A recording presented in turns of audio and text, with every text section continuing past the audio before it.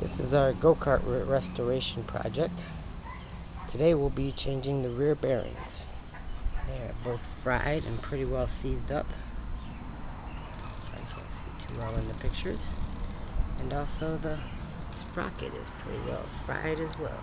First thing we do is squirt it all down with some penetrating oil and we'll go from there. Before we disassemble everything, it's best to draw a diagram to help you put it back together. Because once you get it all in 25 or 30 different pieces, it's hard to remember what went where and which direction everything went. And nowadays you can even use your camera to just snap a few pictures for reassembly reference. Well, we got our bolts all loose for the bearing. That's one of the bearings we'll be replacing. And here's the other. Pretty chewed. There's another view of the sprocket. It's pretty well. Looks like a saw blade. And we got the bolt off for the wheel. We just got to set the cart up on blocks and slide the wheel off. Well, we finally got the wheel off. Wasn't easy. A little persuasion from our pal there. And split our block a little bit, but that's alright. We got her. Had to do a little creative maneuvering, but we're getting the axle out from under the sprocket guard here. And we'll have it out here in just a second. As you can see, all that's left of the bearing is the inner race. And on the other one here, use my handy dandy cut-off tool here to cut the bearing apart so you can see what's going on here at the outer race. Here's what's left of the bearing. And you got the inner race. And you got the bearing holders. The inner races are pretty much welded to the axle on both sides here. So we're going to have to get them off of there. Got the sprocket freed up by loosening up the screw here.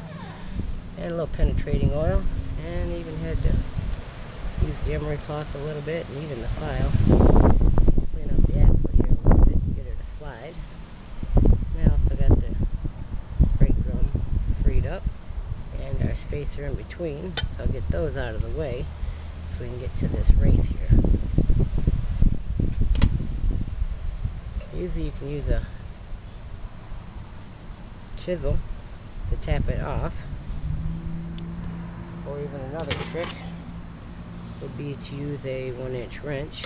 It slides right over the axle, brings right up to it, and then you can just smack that with a hammer to help slide it off. But in this case, neither one of them even wanted to budge it just a little. Handy dandy cut-off tool to actually split the race, but I didn't want to cut all the way through it and damage the axle itself, so I just cut 3/4 of the way through and then cut 3/4 of the way through the other side, and I was able to free it up so it would spin once I let the pressure off of it. And I smacked it with the chisel.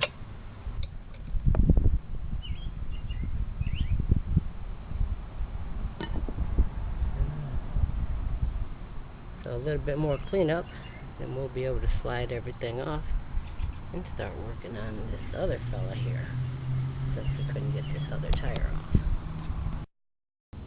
As you can see, this side didn't want to budge either, so we split it with our handy dandy tool. And got the bearing to break off without any damage to the axle whatsoever. Now we'll do some cleanup work and start reassembly. I got the axle all cleaned up. It was pretty yucky. Took some filing and some sanding and we got it. Bearings slide up and down real nice, just like we need them to. And see where it gets stuck right here. That's about how the whole axle was. It's all pitted real bad like that. So, we're about ready for reassembly. How nice some things just slide right down there. Referring back to our drawing here, our next thing would be the sprocket. And if you remember right, we have to repair that. So let's go do that. Now for the sprocket. Remember right, these teeth are pretty well chewed up.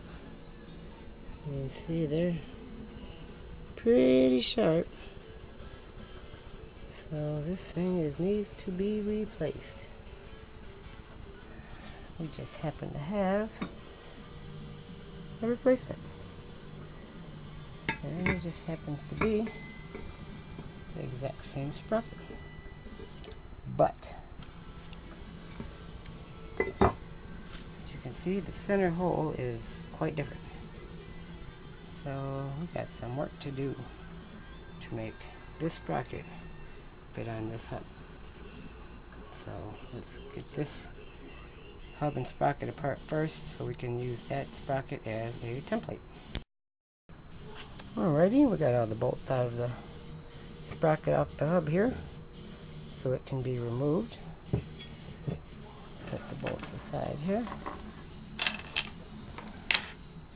And our hub set aside for future reference. Back to our sprockets here.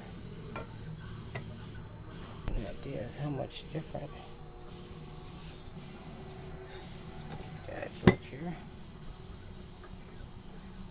A lot more meat on that new sprocket, huh?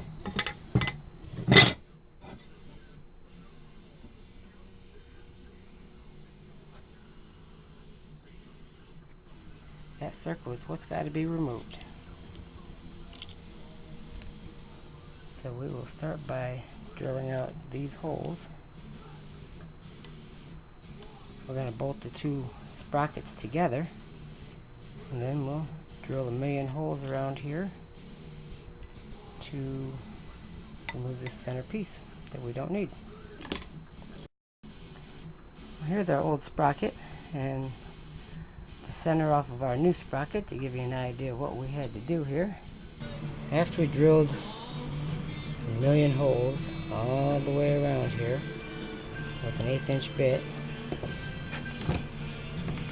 we was able to wallow out a spot large enough to slide our jigsaw in with the metal bit, and we ended up cutting it out all the way around. That's how we was able to remove this. And we had to clean up the inside edge of the new sprocket because it pretty much resembled that.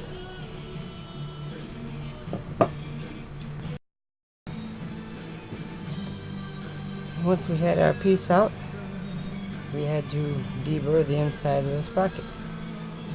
What we have here is grinding stone mounted on a router just on a piece of tile.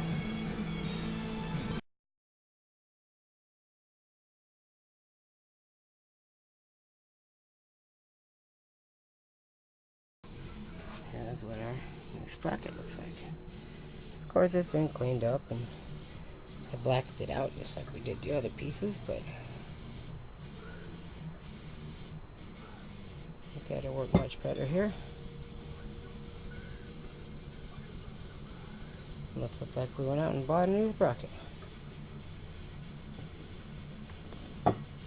Let's get her on the hub and get her back on the cart. Now we got our fresh sprocket all together. We can get back to assembling the rear axle.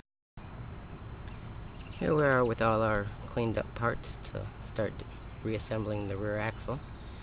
As you notice, I've cleaned up all the brackets and spacers and brake drum and everything. Everything pretty much resembled this in the beginning. I've also got some new bolts and lock nuts and everything. The old stuff wasn't bad, but it's best to go with new if you can. Here's the new bearing assembled in the bearing holders. Here's a shot of the bearing out of the bearing holders here. Something else I'd like to note is the old bearing was quite a bit narrower than the new bearing.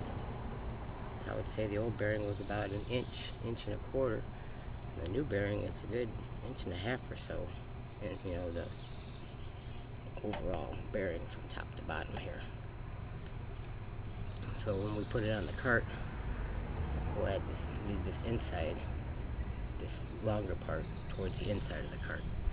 That way it won't affect the spacing of the wheels or anything of that nature.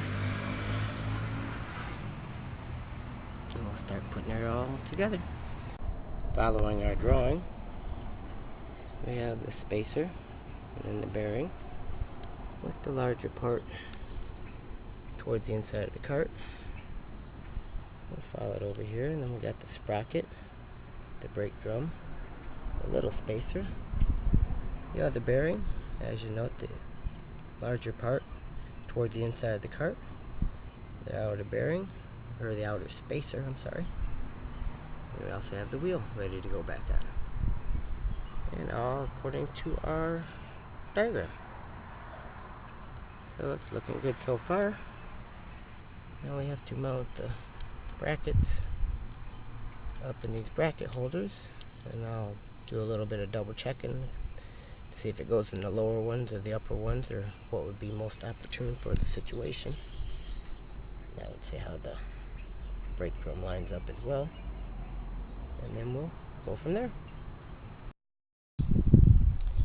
Here's a shot of the axle all assembled. Here's the spacer and the bearing holder. We got the sprocket, the drum, and the brake band over it. And the outer bearing, the spacer, and the wheel.